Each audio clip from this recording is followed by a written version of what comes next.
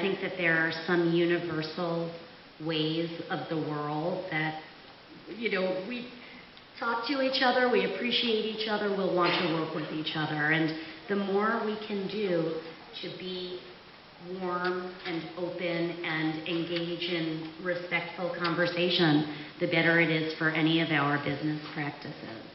That was long, I don't know. Okay, but I will translate only if needed, right? Okay. That's fine, okay. That's fine. Point number 3 on the media training workshop. What constitutes a good interview?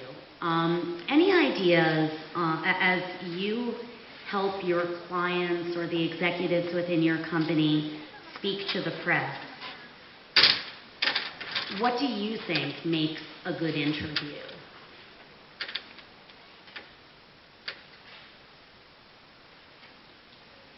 Nothing?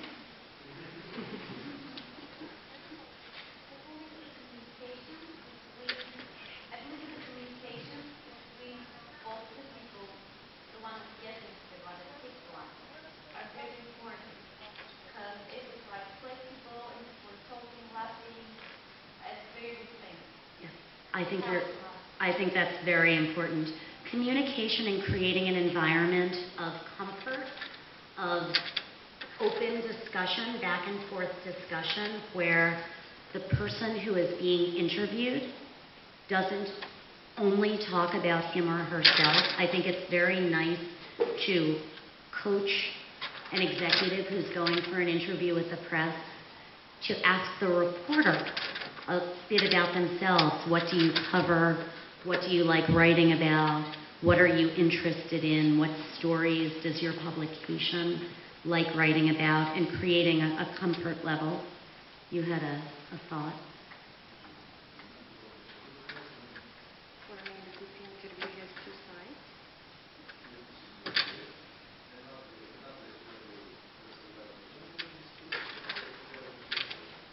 One, for example, is one side is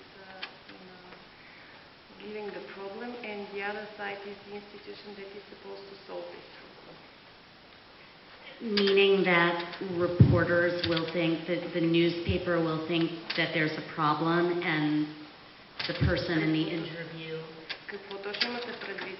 Журналиста представлява страната, която поставя проблема, пък човек, който е интервюиран, е страната, която ще разреши проблема. Това ли имате предвид? For example, years ago, we had difficulties with the water supply in Bulgaria.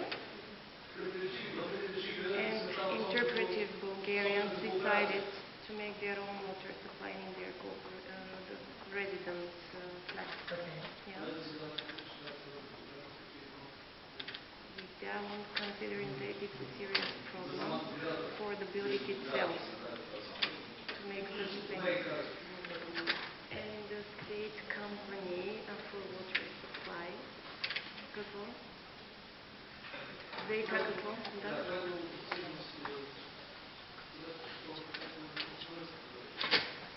Was the one that was giving advices to the people that they should not do it. And was it a big crisis? What were... голям проблем беше тогава. Definitely, during the summer period especially. I think, a part of public relations that I haven't really talked about yet is crisis management and crisis communication, and what to do when a company or an organization has something bad happen to it, and all of a sudden the entire community is talking negatively, or the reporters are writing negatively. And it's the one truth about crisis management is that every crisis is different. That the only consistency is that every crisis is different, and you need to come up with a solution for that particular crisis depending upon what it is. I'll give you a few basic tips. First of all, in times of crisis, organizations oftentimes want to run and hide. They don't want to talk to anybody because they're nervous. That is the worst thing that any organization can do. You are better off making a public appearance, whether it's on the local television station, whether it's over a radio address, whether it's via a press release, but make some sort of an official statement or appearance to say that you're solving the problem, just so that the general public hears communication, than to not do anything and then have the people wonder what's happening and come to their own conclusion.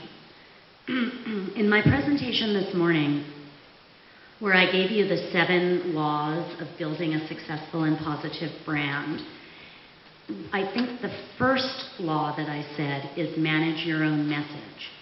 And that thought, managing your own message, is most important during times of crisis. If you are and I don't understand the specifics, but let's say hypothetically you're the water company and everybody is thinking poorly about you because you can't deliver the water supply that you need to deliver. And you're not out there communicating otherwise. The general people will create their own message about you. They will say, these guys are doing bad work, or they're corrupt, or they can't supply us what we're paying for, or whatever it is. If the company takes charge, or the utility takes charge, and communicates its message and manages its message, that really helps manage the expectations of the people who could be creating a big stink and speaking negatively. Does that make sense? Does anybody, on the topic of crisis, does anybody have any questions about a crisis that you've experienced that you needed help solving, or anything in general? Because crisis communications are a topic all onto themselves. No. Okay, no problem. So we can go back to point number 3. What constitutes a good interview? Definitely what the woman in the back said, creating an environment of comfort. Another very, very important rule to creating a good interview is having the journalist know that you are not lying. Never, ever, in the same way that it's not good to lie in life, at least in my personal values, I don't believe it's good to lie.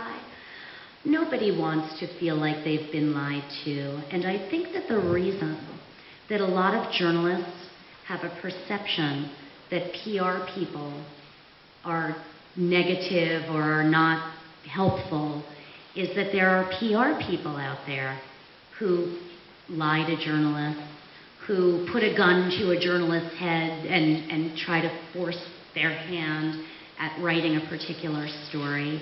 Nobody likes to feel pressured. Nobody likes to feel manipulated. Nobody likes to feel duped.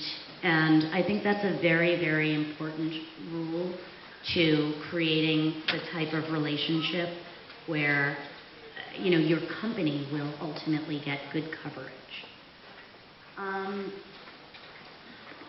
Yeah.